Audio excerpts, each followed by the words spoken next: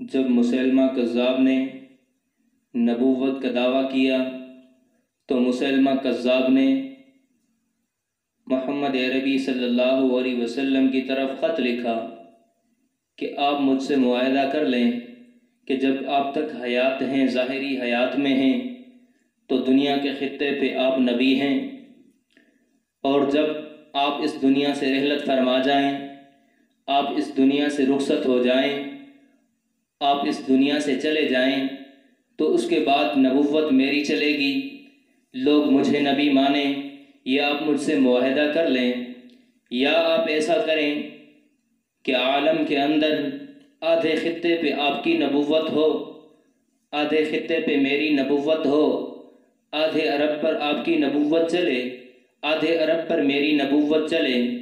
اس نے یہ رسول اللہ کی طرف جب خط لکھا، رسول اللہ نے خط پڑھ کے صحابہ کو سنایا، اور پھر رسول اللہ صلی اللہ علیہ وسلم نے لکھا انا رسول اللہ وانت کذاب، کہ میں تو اللہ کا رسول ہوں، میں تو آخری پیغمبر ہوں، میں تو آخری نبی ہوں، لیکن تو جھوٹا ہے، تو کذاب ہے۔ اب خط تو لکھ دیا، مسیلمہ کذاب کے دربار میں یہ خط پہنچانا تھا، صحابہ موجود ہیں، رسول انور صلی اللہ علیہ وسلم نے خط لکھ کے اعلان فرمایا کہ کون ہے جو یہ خط مسیلمہ کذاب کے دربار میں پہنچائے۔ صحابہ جانثار موجود تھے، ان جانثاروں میں سے ایک صحابی ہیں، بوڑھے سے صحابی ہیں، جسم پتلا سا ہے، غریب سے ہیں، سر پہ ٹوکری رکھ کے مدینہ کی گلیوں کے اندر کھجوریں فروخت کر کے اپنے بچوں کا گزران کیا کرتے ہیں۔ نام حبیب بن زید ہے۔ وہ مجمع سے کھڑے ہوتے ہیں، کھڑے ہو کے عرض کرتے ہیں یا رسول اللہ، اس غلامی کا شرف، اس خدمت کا شرف حبیب بن زید کو عطا کیجئے، کسی اور کو نہ دیجئے گا۔ اور اس وقت حبیب بن زید کھجوریں کھا رہے تھے، تو کھجوریں ان کے منہ سے جیسے بولے تو گریں اور صحابہ کرام کے چہروں پر پڑیں۔ تو ایک صحابی اوپر دیکھتے ہیں اور دیکھ کر کہتے ہیں کھجوریں تو کھا لے، بعد میں بول لینا۔ کہتے ہیں کہ کھجوریں تو پہلے کھا لے، بعد میں بات کر لینا۔ تو حضرت حبیب بن زید کہتے ہیں جب تک میں ان کھجوروں کو چباؤں، کھجوروں کو کھاتا پھروں، حضور یہ خدمت کسی اور کے ذمہ لگا دیتے تو کیا ہوتا؟ یعنی اتنی تڑپ۔ اب دیکھیں وہ خط ہے، مسیلمہ کذاب کے دربار میں پہنچانا ہے، حالات سنگین ہیں، کچھ بھی ہو سکتا ہے، کیونکہ رسول اللہ نے اسے کذاب لکھا ہے، دجال لکھا ہے، تو جان بھی جا سکتی ہے، جان کا خطرہ یقینی ہے۔ تو اتنے میں اٹھتے ہیں اور فوراً یہ کہتے ہیں یا رسول اللہ، اس خدمت کا موقع مجھے عنایت فرمائیے، کسی اور کو نہ دیجیے گا۔ پھر جب کھجوریں منہ سے گرتی ہیں، صحابہ کے منہ پہ پڑتی ہیں، صحابی کہنے لگتے ہیں کہ پہلے کھجوریں تو کھا لے، بعد میں بات کر لینا، بعد میں حضور سے عرض رکھ لینا۔ وہ صحابی کہتے ہیں اگر میں نے کھجوریں چبا لیں، کھجوریں کھا لیں، اور اتنے کھجوریں کھانے میں وہ خدمت حضور نے کسی اور کو دی، پھر میں تو ایسے ہی بے نصیب ہو کے رہ گیا۔ تو حضرت حبیب بن زید رضی اللہ تعالیٰ عنہ کو حضور علیہ السلام نے وہ خط دیا، گھوڑا عنایت فرمایا، اور حضرت حبیب بن زید جب جانے لگے، صحابہ فرماتے ہیں جرنیلوں کی طرف جانے لگے، ان کی چلن میں فرق آ گیا، ان کے چلنے کے انداز میں فرق آ گیا، یوں لگ رہا تھا کہ حبیب بن زید وہ حبیب بن زید نہیں ہیں، ان کا انداز بدل گیا، کیونکہ رسول اللہ بھیج رہے ہیں نا، رسول اللہ کی ختم نبوت کے دفاع کے لیے جا رہے ہیں، اور پھر بھیجنے والے خود رسول اللہ ہیں۔ برحال حبیب بن زید جرنیلوں کی طرح، سپہ سالاروں کی طرح جاتے ہیں، جا کر جب مسیلمہ کذاب کے دربار میں جاتے ہیں، بڑا نیزہ حضرت حبیب بن زید کے ہاتھ میں ہے، اس کے درباریوں کے پاس پہنچتے ہیں اور اسے کہتے ہیں میں نے مسلمہ کذاب سے ملنا ہے، میں مسلمان ہوں۔ درباری جاتے ہیں، مسلمہ کذاب سے کہتے ہیں، مسلمہ کذاب کو بلاتا ہے حضرت حبیب بن زید کو، حضرت حبیب بن زید جا کے اس کے دربار کے اندر زور سے نیزہ گاڑ دیتے ہیں، زور سے اس نیزے کو زمین کے اندر گاڑ دیتے ہیں۔ مسلمہ کذاب کہتا ہے کون ہے تو؟ تو حضرت حبیب بن زید کہتے ہیں تو نے پہچانا نہیں؟ تو نے ہماری صورت دیکھ کر پہچانا نہیں کہ ہم حضور کے عاشق ہیں؟ ہم عاشقوں کی پہچان تو چہرے سے ہو جایا کرتی ہے، سچے لوگ تو ہمیں چہروں سے جان لیا کرتے ہیں، یہ حضور کے سپاہی ہیں، حضور کے دیوانے، حضور کے جانثار ہیں، حضور کے وفادار ہیں، تو نے پہچانا نہیں؟ میں محمد عربی کا جانثار، محمد عربی کا خادم حبیب بن زید ہوں۔ ہاں کیوں آیا ہے تو؟ حضرت حبیب بن زید کہتے ہیں تیرے خط کا جواب لایا ہوں۔ حضرت حبیب بن زید خط اس کے درباری کسی کو دیتے ہیں، وہ درباری خط پڑھتا ہے، سارے درباری موجود ہیں، وہ کہتا ہے اس میں لکھا ہوا ہے انا رسول اللہ وانت کذاب، کہ میں تو اللہ کا رسول ہوں، تو جھوٹا ہے، تو کذاب ہے۔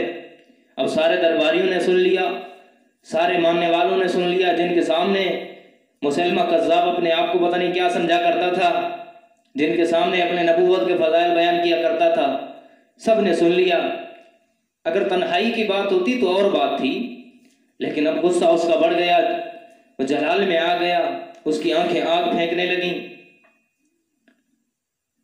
تلوار اٹھائی اس نے اور اپنی جگہ سے اٹھا، حضرت حبیب بن زید کی طرف آتا ہے۔ حضرت حبیب بن زید رضی اللہ تعالی عنہ اس کو دیکھ رہے ہیں اور اپنے نصیب پہ گویا مسکرا رہے ہیں۔ وہ کہتا ہے تجھے پتا ہے تیرے نبی نے مجھے کذاب لکھا ہے، مجھے جھوٹا لکھا ہے، تیرا کیا خیال ہے؟ اب تلوار سے ڈرا بھی رہا ہے اور پوچھ بھی رہا ہے، تیرے نبی نے تو مجھے کذاب لکھا ہے، دجال لکھا ہے، تیرا کیا خیال ہے، تو کیا کہتا ہے؟ حضرت حبیب بن زید کہتے ہیں اس میں خیال کی کون سی بات ہے، جسے رسول اللہ جھوٹا کہتے ہیں وہ ہوتا ہی جھوٹا ہے۔ وہ کہتا ہے پھر سوچ لے کس کے دربار میں کھڑا ہے، ذرا پیچھے نظر گھما کے دیکھ، پیچھے میرے درباری کھڑے ہیں، میرے نوکر میرے خادم کھڑے ہیں، ہر ایک کے ہاتھ میں تلوار ہے، نیزے ہیں، تیر ہیں، تو بچ کے یہاں سے جا نہیں سکتا۔ تو حضرت حبیب بن زید کیا خوبصورت جواب دیتے ہیں، کہتے ہیں میرے 12 بچے ہیں، ان میں سے بعض بچے ایسے بھی ہیں جو ماں کا دودھ پیا کرتے ہیں، جب آنے لگا تو ان کو بھی دیکھ کے نہیں آیا جن کو دیکھنا چاہیے تھا، پیار کی آخری نظر سے جن کو دیکھنا چاہیے تھا ان کو نہیں دیکھ کے آیا، تو حضور کی ختم نبوت کے لیے تیرے ان درباریوں کو کیسے دیکھوں گا، جو کرنا ہے کر لے۔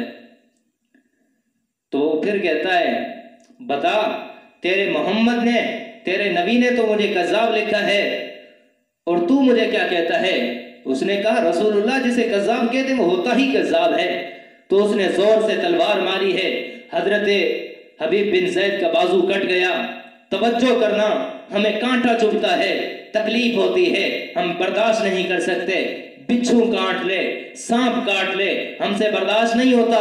حضرت حبیب بن زید ختم نبوت کے لیے بازو کٹوا چکے ہیں، لیکن شیر اور نڈر بن کے اس کے سامنے کھڑے ہوئے ہیں، بازو نیچے گرا ہوا ہے، خون بہہ رہا ہے، اور حضرت حبیب بن زید اپنے نصیب پہ مسکرا رہے ہیں۔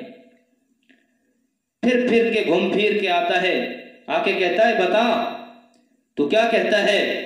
محمد عربی نے، تیرے رسول نے، تیرے نبی نے تو مجھے کذاب لکھا، تو مجھے نبی مانتا ہے کہ نہیں؟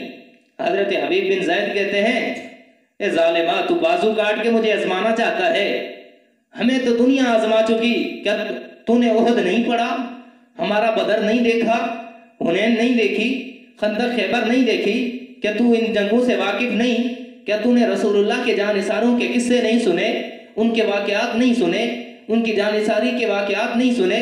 وصولیوں پہ چڑھ جاتے ہیں، سب کچھ قربان کر دیتے ہیں، لیکن رسول اللہ پر، رسول اللہ کی رسالت و نبوت پر آنچ آنے نہیں دیتے۔ دجالہ رسول اللہ نے جب تجھے دجال و کذاب لکھا ہے تو دجال اور کذاب ہی ہے۔